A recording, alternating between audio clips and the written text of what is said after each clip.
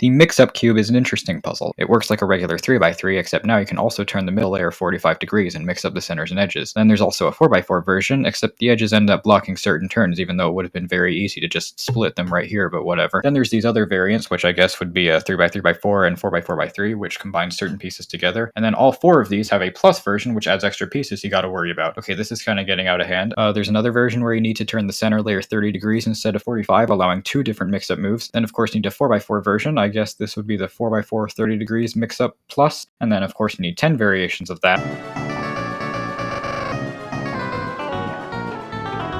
This is a part 2 to my previous video. You do not need to watch it before watching this one. In fact, you can watch this one and then watch part 1 if you want to be quirky like that. Here's something a few viewers of that video brought to my attention. So a mirror cube is like a shifted version of a Rubik's cube, where you need to solve by shape instead by color. Usually it's shifted a different distance in each direction to make every piece different, unless it's this particular mirror cube where it's shifted in the same amount each direction, so some pieces are the same as each other. I mean, this one is called the mirror S, and I guess that's some sort of vague indicator, but even then, this 2x2 version has the same problem and no S to distinguish it, so that's nothing compared to the mirror square 0, which isn't shifted at all in these two directions, so all these pieces and all those pieces are the same. At least it's shifted in this direction though, right? Well, that depends on the color of the plastic you're buying. It's fine in the blue version, but the black version is basically just the same as a regular square 0 without stickers. It's not even a mirror cube.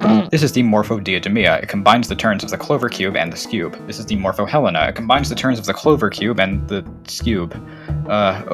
Oh, wait, this one splits the edge pieces into two pieces, so there's gotta be a version that splits these pieces in half instead of these ones, right? Of course there is. Morphomarinita has these cuts, which make it look like it turns like a 2x2, even though it doesn't, but never mind that, because what are these? So these weird looking holes are meant to reveal hidden pieces on the inside that act the same way as the corners on a curvy copter. But they're only on this one. The other two don't have it. It's only when these particular pieces are split when, oh, now we need these hidden pieces to be part of the solve. Luckily, there's one last puzzle in the series, and it fixes the problem with the amount of holes. That is, if you're a fan of holes, not only does the Morphohelena Octavia have twice as many holes, it also turns differently from the other three in the series. It's a hybrid of a clover cube and a 2x2 this time, and there is no version without the splits in these pieces. This is the single worst rated puzzle on thecubicle.com. The Psycho6 lets you twist the corners. These 4x4 shape variations are almost the exact same as each other, just this one has an extra bump and twice as many stickers on the center pieces, and they also both solve the exact same way as the 4x4 octahedron. This thing has no corners for some reason. These two gear cube shape mods are almost the exact same shape, and the only reason their solves are different is because the gold stickers just happen to be on different faces. And also, they're both named after their number of faces, but one of them is named incorrectly even though they both have the same number of faces. Hey, remember the treasure chest, the cube where you can put something inside, then it only opens when it's solved? The sort of keyhole mechanism here makes it so that it only opens when these two layers are solved, so it doesn't technically need to be completely solved, but I still think it's better than the newer Yushin version that doesn't even have the key mechanism, so all you need to do to open it is solve one side. The Diane gems are a series of interesting looking puzzles that turn in interesting ways. They're all numbered, so we got gems 1 through 5, all of which are in the shape of a truncated octahedron, but then 6 through 8 just aren't. They're random other shapes before it goes back to truncated octahedra again for 9 and 10, which is whatever, it's fine. I still really like the series, except for the fact that if we go by release date, the 9th one is called the Gem X and the 10th one is called the Gem 9. The Gem 9, the 10th one, is interesting in that unlike the rest of them which use conventional mechanisms, this one is hollow on the inside. So how well does this make it function? Well, there's not much footage of it online, but based on the reviews I read, apparently a lot of people experience massive piece separation as soon as they turned it once. So one of the defining features of a twisty puzzle is cut depth, which is basically how deep the cuts are. An octahedron that turns on the faces can have 4 different distinct cut depths, all of which result in different puzzles. They're all equivalent to a different cubic puzzle. So which of these were mass-produced? This one was. It's the very popular face-turning octahedron, creative name. This 4th one was as well. What about this one? Yes, it's called the Crazy Octahedron Plus Standard. It's one of a series of crazy octahedron pluses, defined by its circles on the faces that don't turn. Crazy Octahedron Plus Standard is neither crazy nor plus, but whatever, that's 3 out of 4. What about that last one? Was that mass-produced? No. Wanna know what was? A crazy version, part of a different series of crazy octahedron puzzles. If you don't know what a crazy cube or circle cube is, it has these circles inside that don't turn when you turn the faces. The 4x4 version is a bit weird though, because while the outer layers can just work the same way, the inner layers,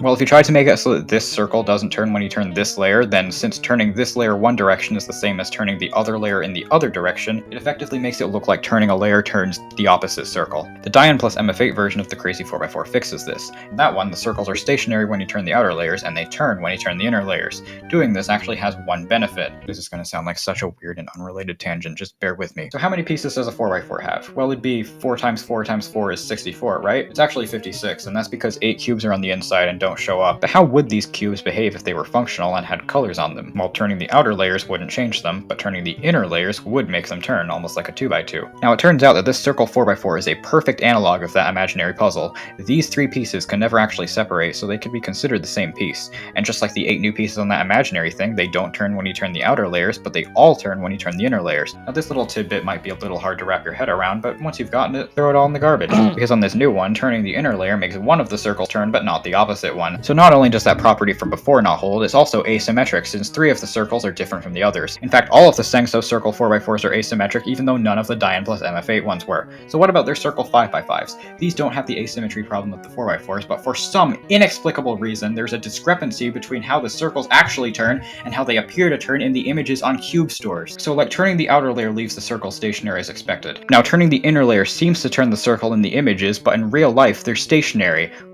How did this happen? I'd like to interrupt this video to inform you about a revolutionary new advancement. So in the previous video I mentioned that the 2x2 cross cube had not been mass produced, even though something tantalizingly similar to it was. Well, shortly after I made that video, a certain other puzzle appeared on the market.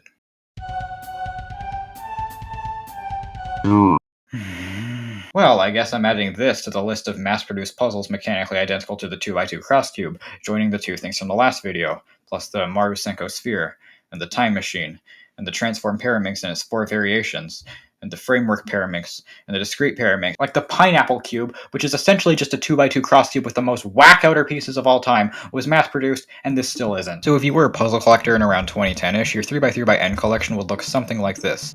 The only 3x3x6 was squished for some reason, and the only 5 and 7 were cubic, because the proportional one was fake, and it was just a 3x3 with extra cubes glued on, making no difference to solve. And I mean quite literally glued on. One time one of these fell off and I had to glue it back on. I mean, that was on a slightly different puzzle, and I can't really guarantee that it's true for this one as well, but still. Luckily, it's no longer 2010-ish, and it's only a 3x3x9 where your puzzles start looking like stacks of pancakes. So you want a 3x3x10? Too bad, it's lopsided. But at least there's a version of it where 3 of the 10 pancakes are replaced with sideways pancakes. As the saying goes, if there's a stack of pancakes, there's a stack of pancakes with a brick in them. By the way, did I mention that I've barely even scratched the surface as to how many mix-up cubes there are? So to recap, we had the 4 mix-ups, the 4 mix-up pluses, the 30-degree mix-up plus, and the 10 versions of the 4x4 30-degree mix-up plus. And I wasn't joking about that, there really are 10 different versions, and they're just different combinations of pieces being glued together.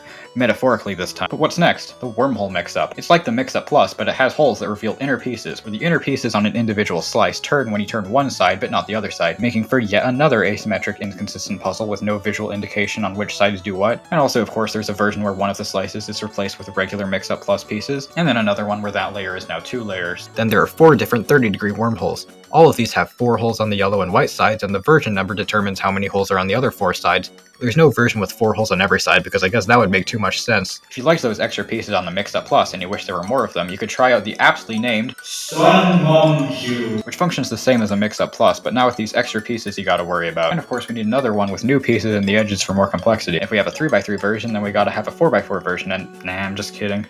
We need 3 4x4 versions. One is normal, one has the same extra cups as the second Sun Mum 3x3, and the third one looks identical to the first one, except now it has these slits in these edges. And then there are 2 different hybrid versions, one with 4x4 centers and 3x3 edges, and then another one with 3x3 centers and 4x4 edges. And if you like the 30-degree mix-up plus thing, then here's an octahedral version, and then here's another octahedral version, where not only do you have one axis following the edges and 2 axes following the faces, the whole thing is also squished. And then both octahedral versions also exist as regular mix-up pluses, and then the normal mix-up cube also has both versions, as well as, you guessed it, an elongated version, where the outer layers are pieces from the octahedral version, and the middle layer is just a normal mix-up cube. And then there's a 20-sided version with very weird pieces, and then there's yet another octahedral version that... Wait, isn't this just the exact same as that other one? Wait, okay, so that other one has a property called overhang bandaging, where a piece can physically block another piece, which prevents you from making some turns. That first one has overhang bandaging on the 4 color pieces, so those pieces block each other, but on the second one, the edges with 2 colors block each other. So the turns you're allowed to make, as in not blocked by the overhang bandaging, are actually different between these 2 puzzles. Okay, I'll admit that's actually kind of cool, but I think this is enough mix-up cubes for one day, so let's talk about something else. The pyraminx. Let's say you want a pyraminx, but you don't like those trivial tips that just rotate and do nothing else, so you want a version without want them. Well, if you want it to be tetrahedral, I hope you're okay with it looking like that, because that's the only one that exists. Alternatively, you could go for a Tetraminx, especially this one. For one thing, you'll have the pleasure of dealing with thin stickers on some faces and thick tiles on other faces. But there's another thing. So you see, giving the puzzles logos is a normal and ubiquitous thing to do. It's not unheard of to put your company's logo on the puzzle. What is unheard of is putting the logo off the puzzle. It also comes with a random Pyraminx tip. Hey, wait a minute. Oh no, it's the final boss of weird puzzle variations. Now, let me ask you, how would you sticker this puzzle? It'd be something like this, right? Well, you can have that, but also take this coloring. And you can also have two different two-color versions that can't even be scrambled. Sydney Opera House Cube. Yeah, that checks out. But in order to use all the pieces from the swap, you gotta have two different versions. And then these 3x3 ones as well to go with it. What even are these? Octagon, cube, octagon, cube, octagon, cube, octagon, cube, octagon, cube, octagon, cube, octagon, cube, octagon, cube, octagon, octagon, octagon, octagon, octagon, octagon, octagon, octagon, octagon, octagon. This one has gaps in the corners right here. Cube, cube, cube, cube, cube, cube, cube, cube, cube. Combining two Pyraminxes together doesn't even change the solve because none of the movements are restricted. Muscle man. Golden clear Megaminx ball. If you have a puzzle that's in the shape of 3 cubes compounded together, it makes sense for the coloring to reflect that by coloring each cube a different color, right? Well, you can have that, but you can also have one where 2 of the cubes are the same color. You have 8 to choose from. 6 colors, 4 colors, 2 colors, 2 colors, all available both with these stickers and without. This thing has colors in between the pieces, half white, half black. So the second step and the most popular method to speed solve the regular 3x3 is F2L. You do it right after you finish the first step, the cross, and you need to insert 4 pairs of 2 pieces into the right slots while leaving the cross intact. But this is a difficult step since you need to quickly locate where the pieces are in the midst of all these other ones. Luckily, there's a practice cube that makes all the rest of the pieces black to help you get faster at this step, except, oop, there are no cross pieces. This is a pointless cube because you can't practice F2L if you can't practice not messing up the cross. The way I'm presenting these might make me come across as if I'm implying that mass-produced twisty puzzles are pointless money-making schemes, and like if that were anywhere remotely close to the truth, I wouldn't be nearly as into these puzzles as I am. I didn't mention this in the other video because that was meant for a small and specific audience. I didn't expect it to. In these videos, I'm deliberately cherry-picking the weirdest ones for humor purposes and ignoring the hundreds of completely awesome ones. Even Calvin's puzzle has a ton of great stuff. They just also make, you know, yummy French fries 3x3, and the epitome of awesome is Very Puzzle, who have produced some of the most intricate and elaborate puzzles out there, except for one small thing about a certain group of them, one which I've received conflicting input as to whether or not I should cover, because some people do like them, and I think they're still good puzzles, but I've decided I'm going to explain why I prefer if they didn't gotta be spheres. Starting with the superficial stuff. They roll around and they're hard to sit on a table. They're hard to grip. Since turning it doesn't change the puzzle's shape, you sometimes accidentally put an axis in mid-turn and block the adjacent axes from turning. Alright, are you ready for the real meat and cheese? Oftentimes, a puzzle's shape represents its axis system. So, like for example, a puzzle with 12 axes of rotation is likely to be in the shape of a dodecahedron, which has 12 faces, or an icosahedron with 12 vertices. You could make one in the shape of something else, like a cube, but it's rather funky. Since all these puzzles have the same axis system and the same cut depth, they're all mechanically identical. But the cubic one is often considered to be a modification of the dodecahedral one instead of the other way around, because the dodecahedron more accurately reflects the axis system with its shape. So you either get a uniform face pattern if the shape reflects the axis system, or you get wacky shapeshifting if it reflects a different axis system. But on a sphere, you don't get either of those. They don't imply any axis system. The primary defining trait about these puzzles is their axis system, so much so that some of them are named after it. DIRT, for example, is an acronym that describes its axes. I know for sure that Very Puzzle is absolutely capable of putting this axis system on an appropriate shape. I know this because they already did, and then they did it again, but even cooler this time. But these were made a long time ago and can't be easily found anymore. And then there were some axis systems that were only mass-produced in the spherical versions. These ones, for example, do have more, I guess, canonical forms, which were customly made by these two individuals. You can clearly see how different these two puzzle axis systems are, but these ones up here look very similar. In fact, a lot of them look very similar to each other. Can't wait to go ahead and solve the C103M5. This all sounds like whiny nitpicking, and it is, but I think I'd let it slide a bit more if it weren't for the fact that the stickering schemes are so weird. Let's take this one again. In the customly 3D printed thing, each piece can only go in one spot for it to be solved, and it would have been possible to sticker this like that, but in its current state, it solves as if it's a corner-turning rhombic dodecahedron with baby faces. All of the pieces on these axes are interchangeable with the one opposite, and 2 of the 3 types of centerpieces need to be oriented properly. Not these ones, though. Also, side note, some of the stickers are outlined and some aren't, and that's because you need to keep all the outlined ones in a row, since turning this face 90 degrees looks plausible due to the puzzle's sphere shape, even though it fudges the puzzle if you try it. But that's not trivial to figure out. And to add on to the problem of so many pieces being the same due to the stickering, the stickers sometimes have a carbon fiber texture to them. And if you swap equivalent pieces, the puzzle will still be solved, but the carbon fiber texture won't line up. So you either have to just deal with that, or you gotta put each piece in a way such that the texture lines up, which is annoying when the pieces are tiny and scattered all around the puzzle in different orientations. My main point is, I think a lot of these puzzles are a bit homogeneous.